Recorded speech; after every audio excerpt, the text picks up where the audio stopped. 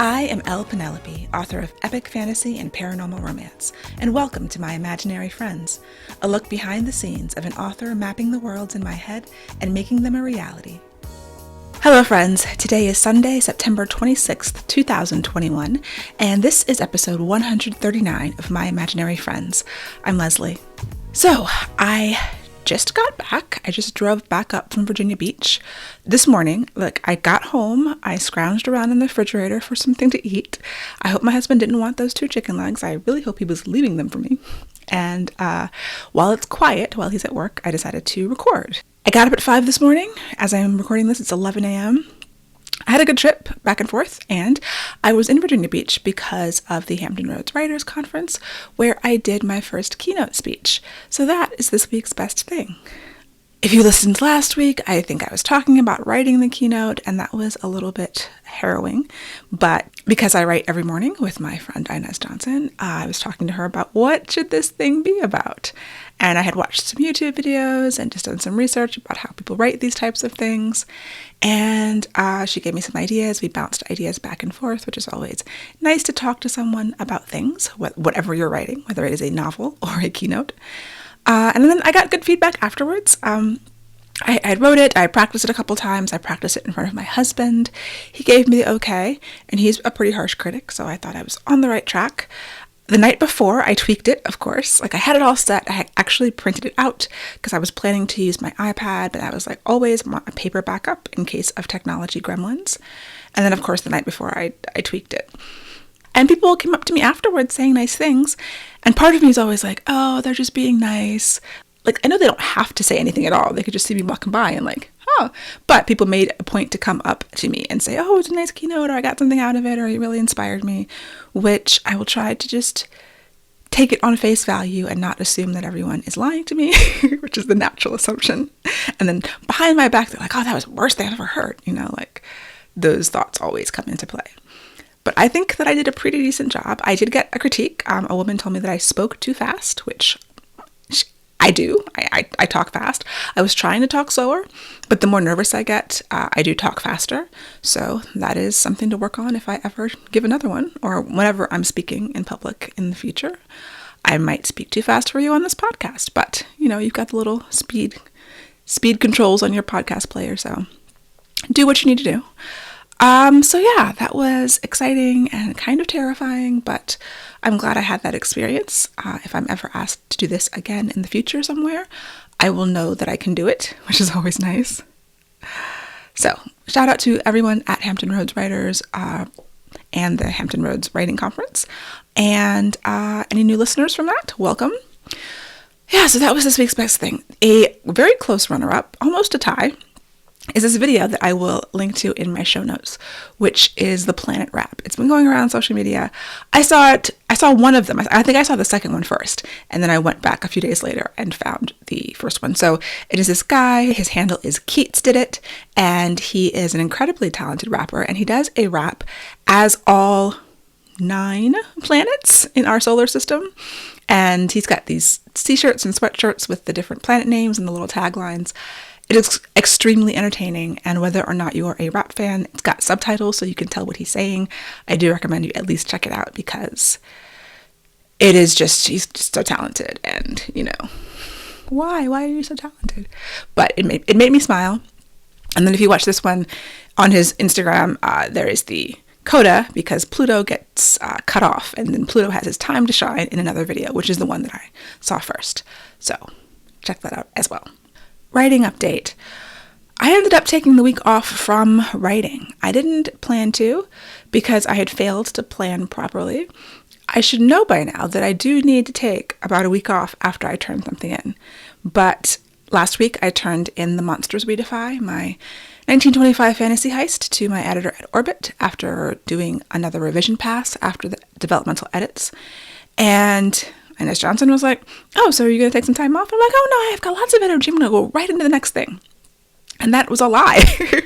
I did feel like I had energy at that time, but fortunately, I did have to write the keynote, and I had to prepare for the workshops that I was giving at the conference, and that took up my writing time over the course of last week, which was a good thing, because I think if I had tried to just dive right into one of the other projects I have, that wasn't the best thing. I do feel a little bit refreshed now that I took a week off of thinking about fiction writing. And it's like a thing I know, but I forget because I get overwhelmed by the things that I have to do and my planning, and I feel like I need to just be working all the time. I need to do that momentum because I like it and because I do have a lot of energy for these stories, but also because they're going to be due sometime in the future and I want to just, get on top of things. But rest is an important part of creativity as well. And sometimes I remember and sometimes I don't, to schedule in a break and rest. And I was still working on things. I just was not even thinking about really any of the projects I have on my plate. That starts again tomorrow, maybe today, depending on how today goes, but definitely tomorrow. I will be back at it at 8 a.m. Eastern time. I'm not sure exactly what I'm doing first yet, though. So I had talked about various deadlines, and some of them are going to be more self-imposed than others. So the projects I'm working on are my new 1830s project, semi-secret project, that I have to do a book proposal for. And then my Savage City, which is the paranormal romance that I am self-publishing. I got the first draft of the cover for my cover designer. And it just reminded me why I love my cover designer. This is the same designer I used for Earthsinger Chronicles when it was self-published. It is Bookfly Design. James Egan is the designer's name. And I love him because you have to do a cover brief, and I just put down all these ideas, and I usually make a Pinterest board, and he takes what I say and gives me something that is exactly what I want, that I didn't know that I wanted. Like in my mind, I was like, I want it to be kind of like these covers, and I gave him the covers that I liked and the whole Pinterest board. I told him why I liked the covers. And so in my mind, it was going to be something just like those. But it's not, but it is, but it's not. And I love it. And I'm trying to think, I have to give him some feedback. And the way it went originally, when I first saw the first cover of Song of Blood and Stone, I gave him a bunch of feedback and he changed it. And I was like, no, I like the first version better. And that seems to be the way. So at this point, I'm like, should I even give him any feedback? I don't know. I have to submit it to the Brain Trust, to my mastermind partners at our meeting later today. But yeah, when I first saw it, I was like, this is so much cooler than I ever thought. I mean, I knew it was going to be cool because everything he does is cool. But it's still cooler than I thought. And I'm so excited. And I don't know when I'm going to do a cover reveal. No time soon. I'm only going to do one when I have a date and a pre-order link. So it'll be a couple of months probably. So I'm sorry to gush about it now, but you can just have the anticipation of knowing that a cool cover is coming and that I am incredibly excited about it. And this book, even though I'm a little scared about this revision. So that is the other thing I have to do. So first draft of 1830s project, second draft revision of Savage City. And I think that is going to come first. I think that if I always put other projects first, like not my projects, then my projects never get done. And because this proposal, as I was talking about last week, I don't think I'm going to even turn it in until December. And I think it's going to take about 2 months-ish. So I can spend October working on Savage City. And if I give myself a month to revise it, that should be enough time because it's short. I mean, it's like 70,000 words now. Might not be enough time. It could overlap a little bit. I'm still figuring it out, as you can tell. I have no idea what's happening. Right now, today, my gut is saying, do my thing first, get it ready so that I can have a pre-order link so I can even just start getting an inkling in my mind of book 2, because I would love to launch with a pre-order for book 2, even if it's a year away. That's what I'm thinking right now. And that still gives me a lot of time to work on this proposal. Project number 3 is my Orbit book 2, which I do have ideas that I have to start researching. Yeah, so there's a lot going on. And even having 3 books in my mind at the same time, and 3 books in different series, completely different books, not related at all, for 3 different, places, it can be a little mentally taxing. But I do need to work on all of them at the same time, because that second book for Orbit, I have a 2-book contract, and Monsters We Defy is book 1. Unknown book 2, totally new series. Well, not new series, they're standalone. So, new standalone book. I just need to codify something in my mind to bring to my editor to see if she likes it. And if she doesn't, think of something else, I guess. Plenty of ideas in my mind, but there is something that has a lot of energy behind it, if she likes it. So yeah, no writing happened this week, but all these things have been in the back of my mind. And I know that when I sit down at my scheduled writing time, to actively think about them using the front of my mind, then the back of my mind will have come up with something that I don't even know about yet. That's the wonderful thing about creativity. There was an interesting article that came out about trigger warnings that I will link to in the show notes. So trigger warnings or content warnings are kind of a thing at the beginning of, in this case, it's an academic professor talking about them, giving them in regards to material for her class that her students would be reading, and saying, oh, this contains, child abuse or sexual assault or something, so that the idea was that it would help people who are experiencing PTSD to know what's coming and to be able to cope with sensitive subjects, essentially. And it seems like sort of a kind and helpful thing to do for people's mental health. But there is research that is cited in this article that says how trigger warnings actually do not help people, that they don't reduce negative effects or emotional distress. And this is by Harvard psychologists, and it says even worse, researchers found that trigger warnings actually increased the anxiety of individuals with the most severe PTSD because it encouraged them to view new experiences through a prism of past trauma, and it made them view trauma as more central to their life.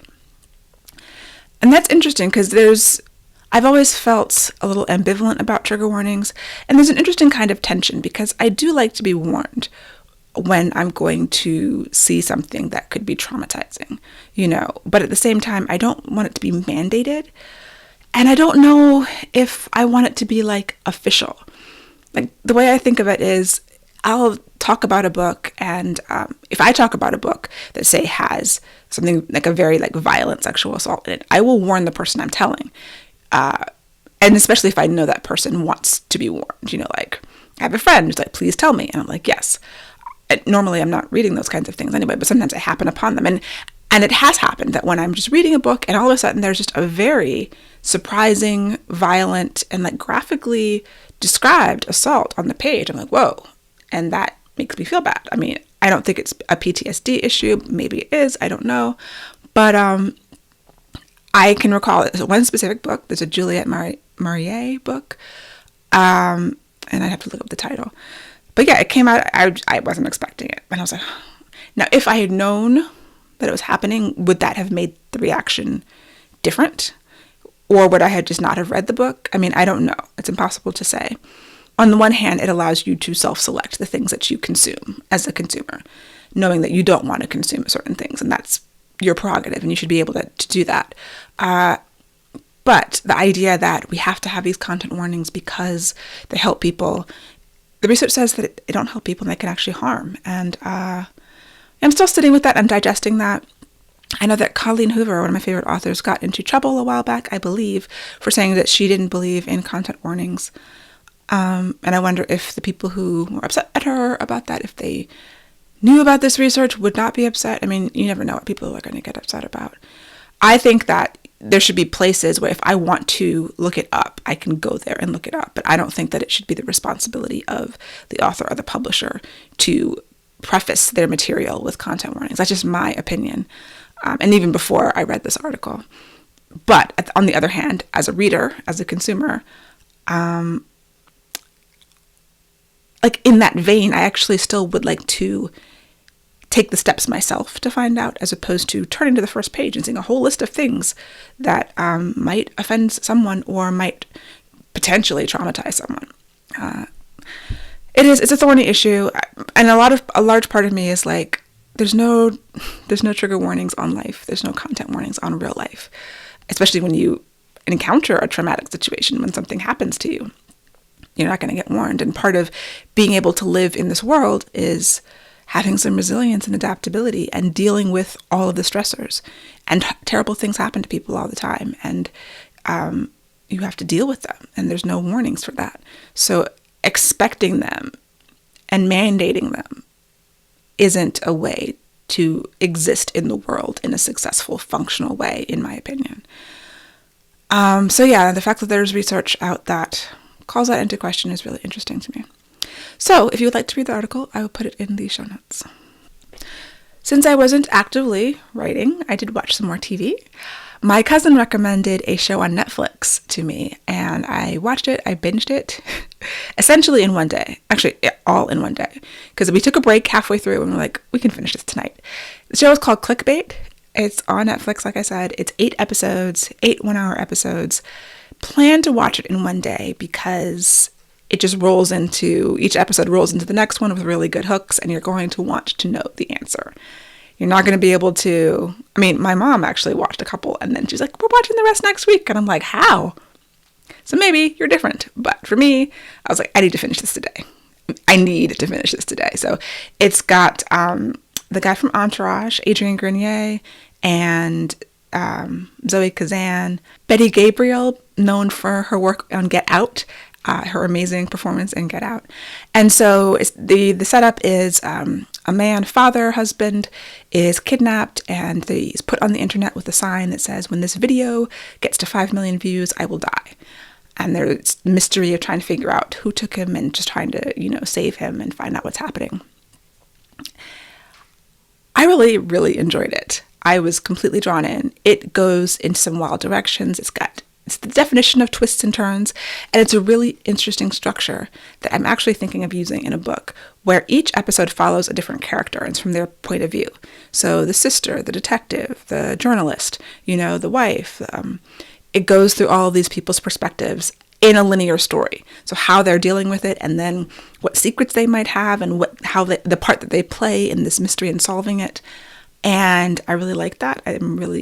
It's like stirring the pot of imagination in my brain. The other show we are watching that we cannot binge because it's coming out week by week.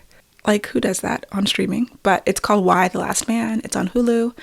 I started watching it because I followed Charlie Jane Anders, the author, who I first found out about many, many years ago because she was one of the founders of io9.com, which when I lived in California, I loved that website. It was a science fiction and fantasy focused website, and then she sold it and became an author, and she's fabulous. So she's a trans woman, and she was asked to be in the writer's room for the show, and she had this post on Instagram that I read about her experiences working on the show, and I had never heard of it before, but it sounded like a really interesting concept. It was based on a graphic novel series where every mammal with a Y chromosome dies in this strange way, mysterious way, except for one. There is one biological male still living, and his male monkey is the only, every other, animals, people, anyone with a Y chromosome is gone. And so it's I was really fascinated by the idea of, which so far in the first 3 or 4 episodes, they are tackling, okay, if it's only women left, or basically cisgendered women, trans men, everyone with 2 X chromosomes left, how do we function? And I was looking at articles from one of the creators, I think the showrunner, who was just saying how much she learned about just how things function. Grocery stores get deliveries twice a day, and 90% of truck drivers are men. So from that level, just a transportation level, obviously things like nuclear power plants, oil drills, the foundation of our world, things that are male-dominated professions, whether it's because of sexism or just because they require heavy, dirty work that most women don't want to do, that are the foundation of our society and our civilization. And when there's no men left, how do we live? And the show is a really fascinating example of that. And that's kind of the part that I'm focused on. There were some really good characters in acting. The male character, that is the Last Man character, is the most irritating character on television. And I understand that they were like, okay, he's the last man on earth, so he's got to be like the worst in every way. But he is really difficult to watch. Like, they did an exceptional job of making him the worst character I've ever seen. Every time he's on the screen, I'm like, oh. But now they're pairing him with one of the best characters on the show. So I do keep watching. My husband is like, every time he sees him, he's like, I can't watch this show. He's going to be the reason why I stop watching this show. And I'm like, I know, he's bad, he's the worst. I'm hoping for a big character arc. I mean, it's probably going to have to be a multi-season character arc because this dude is the worst. But the show is very intriguing and interesting, and I dig it. So, Hulu, Why the Last Man, I recommend. So that's it for me for this week. My goals for the coming week are to come up with some schedules and some plans for how I'm going to tackle the 3 projects that I've got on my plate in a reasonable and sane way. And that's the basic goal. I doubt I'll get any words. If I work on Savage City, I have to review my editorial letter and figure out a plan of attack and reread the manuscript because I still have not reread it yet. And for my 1830s project, I have to refresh myself on the research because it's been several months since I have even thought about that one too. And whether or not I can actually do both of them at the same time is an open question because work is fairly busy. And I do write first because both of my jobs are mentally taxing, writing and website development. And I need to give, my freshest energy to the writing, but I need to have enough in reserve to actually get my client work done. And if I'm working on 2 writing projects a day, I might have to do a thing where 1 or 2 days a week, I work on the second project. Every day I work on project 1. 2 days a week I work on project 2. And something like that so that I am maintaining my energy levels. And because that is a thing that I've experienced in the past. Brain fog early, mid-afternoon from just doing too much. And if it's coding and things, I have to really just be on the ball with, even if it's not coding, a lot of what my job as a website developer is problem solving, and I'm planning some things, so I have to actually just, okay, what is the best way to do this? There's 15 ways to do it. What is the most efficient, the most secure, the cheapest for the client, the most efficient for me, time-wise and energy-wise, all of that stuff.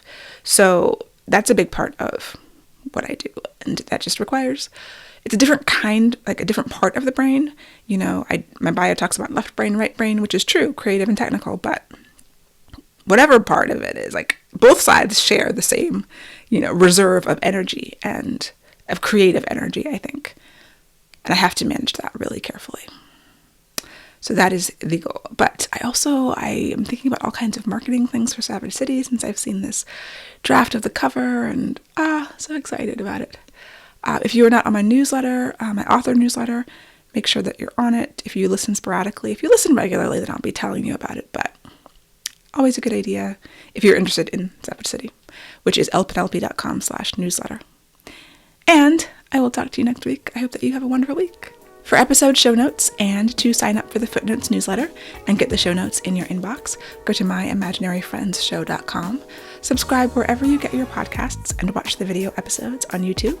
I would really appreciate a rating or review to help support the show. And My Imaginary Friends is part of the Frolic Podcast Network. For more fantastic podcasts, go to frolic.media/podcasts. And if you're on the video and have not seen my shirt before, it says, I have personally explained the process to you, Deborah.